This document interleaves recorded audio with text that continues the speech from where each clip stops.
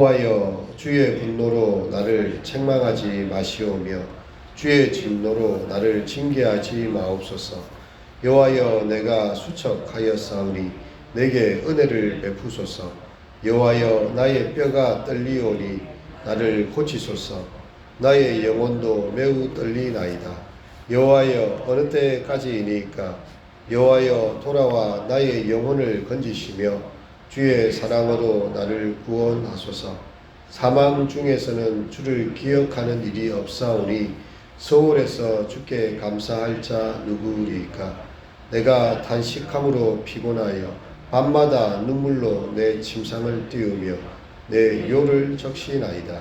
내 눈이 근심으로 말미암아 쇠하며 내 모든 대적으로 말미암아 어두워졌나이다.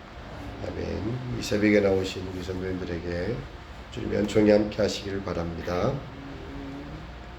이 오늘의 시편은요, 여호와께서 나의 단식과 울음을 들으셨도다, 이렇게 자신의 단식과 울음을 주님 앞에 아뢰는 그런 기도입니다. 개인적인 슬픈 노래, 개인적 애가로 분류될 수가 있죠. 마음이 병들었어요. 몸이 병들었습니다. 그래서 하나님 앞에 나온 거죠. 건강한 사람에게는 의원이 쓸데없고 병든 자에게 필요한 것처럼, 또 우리가 우리의 연약함을 알고요, 우리의 마음과 몸이 병들 때에 나올 수 있는 곳이 있다는 것입니다. 그것이 바로 하나님의 품이고요, 언제든지 주님 앞에서 기도할 수 있는 만병의 의사가 되시며 우리의 모든 것을 아시는 하나님이 계시다는 거죠. 건강한 사람들은 평상시에 생각을 합니다. 죽음이 우리 인간을 결코 비껴나가지 않는다는 사실을 알고 있죠. 사람들이 부고 소식을 전해옵니다. 부모님이 돌아가셨어요. 우리 아는 지인이 이렇게 되셨어요. 그리고 우리는 또 그 장례식에 참여를 합니다.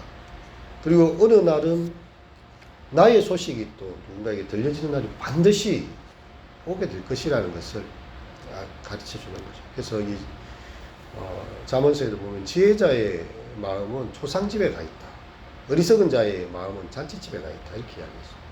왜 지혜자의 마음이 초상집에 가 있다고 이야기합니까?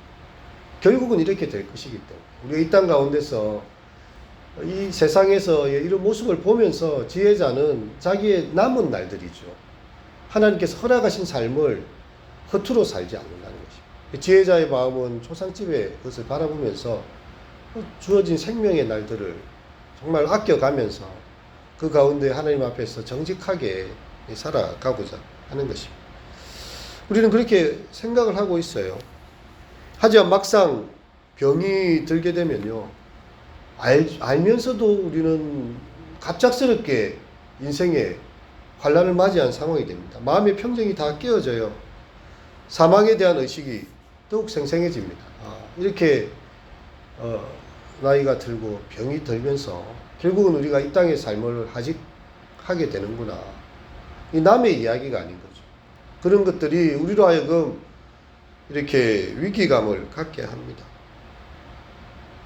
질병에 걸린 사람에게요, 이 인생은 더 이상 좋은 것으로 보이지 않아요. 모든 것들이 다 상실로 느껴집니다. 떨어지는 낙엽 하나도 내 인생 같아요. 나도 저렇게 푸른 잎사귀의 시절이 있었고 저렇게 무성하게 자란 때가 있었는데 낙엽도 떨어지는데 나무도 앙상해지는데 남의 이야기가 같지 않습니다. 내 인생도 언제나 저렇게 다 인생의 남은 날들이 잎 하나가 바람에 남지 않고 다 떨어지는 것처럼 나도 그렇게 될 것이다. 삶이 고통으로 손상이 됩니다. 이것은 바로 마지막에 사망이 있다는 사실을 가고 있는 거죠. 왜 사람들이 질병을 두려워합니까? 질병의 징조는요, 곧 사망과 우리가 밀접해 있다는 사실을 계속해서 상기시켜 주기 때문입니다. 그리고 질병을 가지면서 사람들은 자신의 몸의 기능이 예전 같지 않다는 것을 알게 돼요.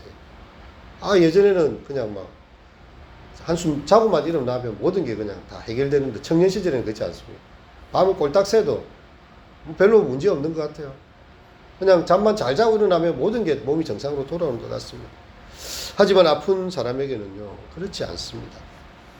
그러다가 결국은 마치 자동차가 쌩 달리다가 마지막 브레이크를 딱 밟고 멈추는 것처럼 사망으로 우리의 이 땅의 세상이 다 멈추어질 것이다. 그러기에 병상에서 적혀진 시들은요, 깊은 비애감을 안고 있어요.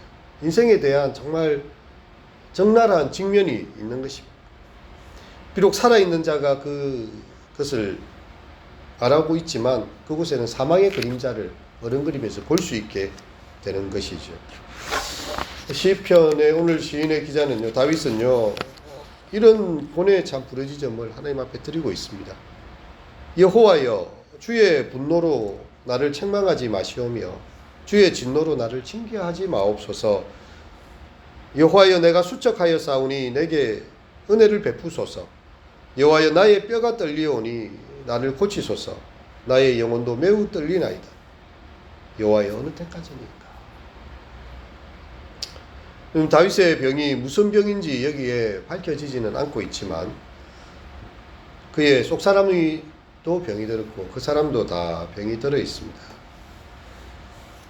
그의 영혼은요, 이 뼈가 이렇게 떨려오는 것과 동시에 영혼이 다 심히 흐트러져 있다는 것을 보여주고 있습니다. 나의 뼈도 떨리고 나의 영혼도 떨려요.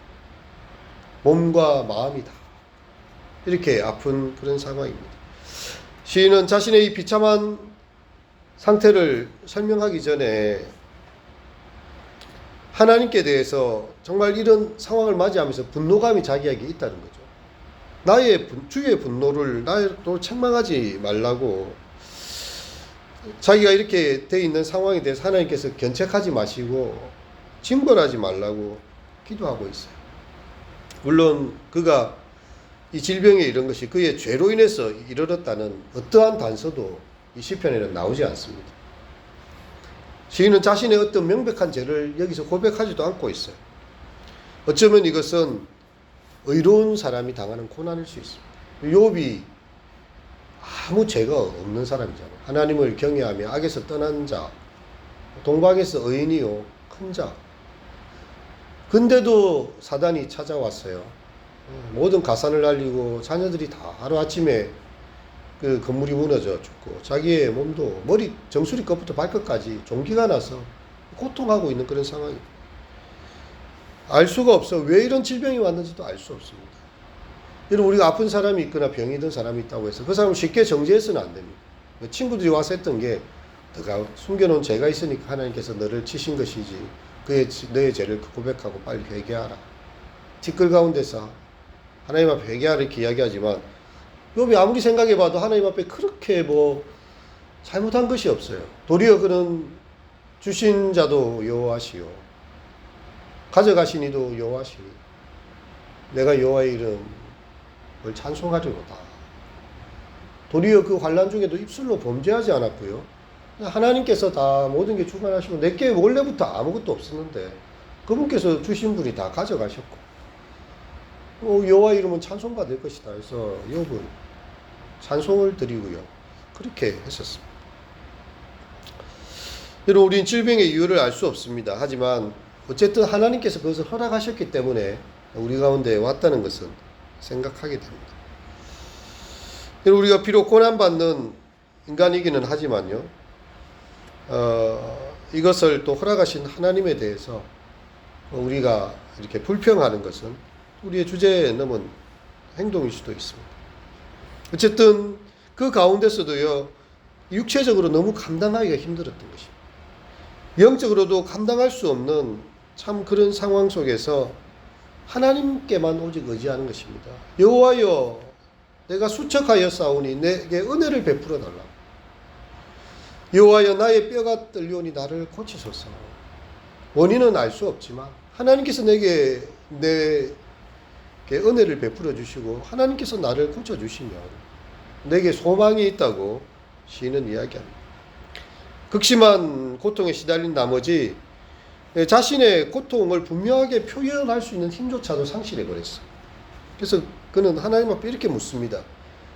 나의 영혼도 매우 떨리나이다. 여호와여, 어느 때까지니까? 하나님은 어느 때까지 나를 이 고통 가운데 두실 겁니까? 이런 아픔 가운데, 상실 가운데 두실 것입니까? 하나님은 어느 때까지니까? 내가 얼마나 더 큰 고통을 당해야 하나님의 은혜를 만날 수 있고 주님의 얼굴을 배울 수가 있나요? 그렇게 시인은 하나님 앞에 기도하고 있습니다. 그래서 그의 기도는 더욱더 간절해지고 있죠. 여호와여 돌아와 나의 영혼을 건지시며 주의 사랑으로 나를 구원하소서.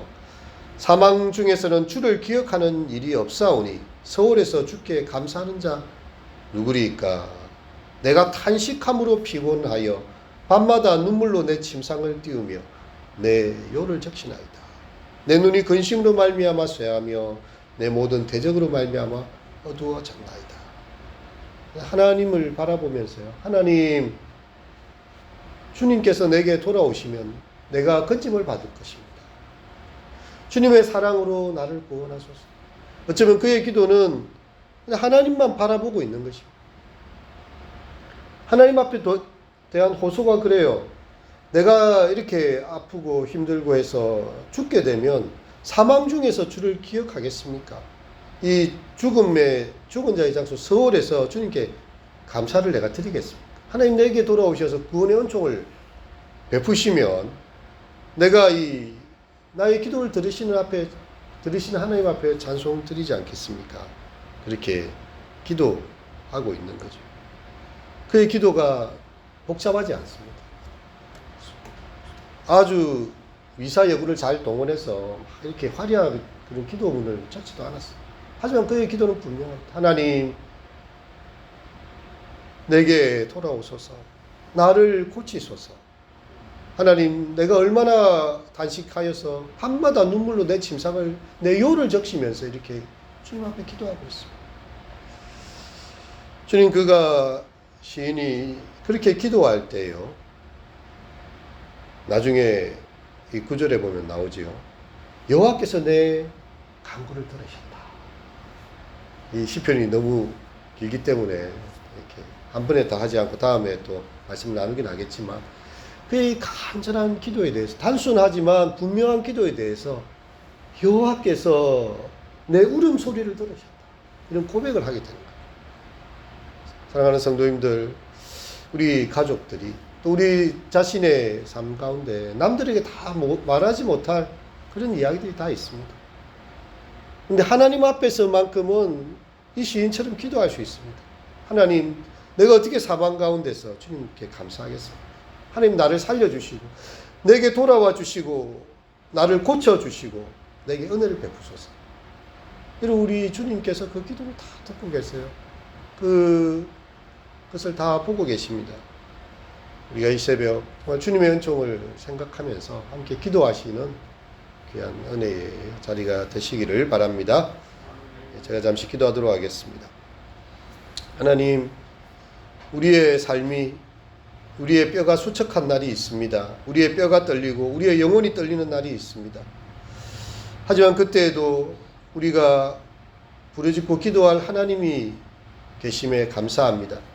세상이 우리를 향하여서 더 이상 소망이 없다고 말하고 더 이상 대책이 없다고 말하는 그 순간에도 우리 하나님께서는 정말 우리의 몸과 영혼을 지으시고 우리의 삶의 밑바닥까지도 다 알고 계시기에 여호와께서 돌아오시고 여호와께서 우리를 구원하시고 여호와께서 우리를 고치실 수 있음을 저희가 믿습니다. 마음이 상한 자를 고치기 위하여 이 땅 가운데 오신 주님, 주의 혈구로 빚어진 우리의 인생을 또 고치시며 회복해 하시는 주님, 정말 주님 앞에 이 새벽 나와서 또 우리 자신의 몸의 연약함을, 또 우리의 삶의 영혼의 연약함을 고백합니다. 또 우리 성도들의, 또 우리 이웃과 가족들의 삶 가운데 고통하며 아파하는 자들을 위하여 기도합니다. 주여, 어떻게 사망 중에서 주를 기억하겠습니까? 서울에서 주께 감사하겠습니까? 그 모든 질병과 그 모든 상처와 아픔으로부터 주여 회복의 은혜를 허락하여 주시고 눈물로 침상을 띄우며 요를 적시는 그 아프고 외로운 마음들에 찾아오셔서 회복과 주님 새로운 건강의 회복들이 일어나게 하여 주시옵소서. 예수님의 이름으로 기도합니다. 아멘. 찬송가 88장 함께 기도.